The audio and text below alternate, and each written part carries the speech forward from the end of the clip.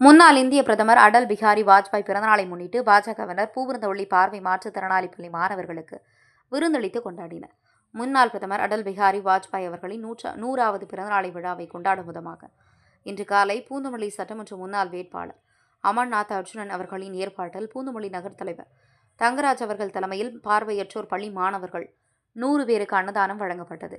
இந்நிகழ்ச்சியில் சிறப்பு விருந்தினராக திருவள்ளூர் மேற்கு மாவட்ட தலைவர் எம். அஸ்வின்குமார், மாவட்ட பொதுச் செயலாளர் மணிகண்டன், சட்டமன்ற அமைப்பாளர் ராகேஷ் சர்மா, மண்டல் பார்வையாளர் வாசுதேவன், மாவட்ட செயலாளர் தர்ஷினி வெங்கட், தன்னார்வ தொண்டு பிரிவு மாவட்ட தலைவர் திருமதி பவானி சத்யாராயணா, விருந்தோம்பல் பிரிவு மாவட்ட இணையமைப்பாளர் ஹீராலால், மாநில பொதுக்குழு உறுப்பினர் திருமதி ஜெயந்தி ரகுநாதன், முன்னாள் பிரச்சார பிரிவு மாவட்ட தலைவர் பாண்டியன், பொதுச் செயலாளர் முனியப்பன், பொருளாளர் நாகராஜன், மண்டல் செயலாளர் கோபிநாத், திருமதி சமீனா, திருமதி சசிகலா மற்றும் பூந்தமல்லி நகர நிர்வாகிகள் அனைவரும் கலந்து கொண்டு சிறப்பித்தனர்.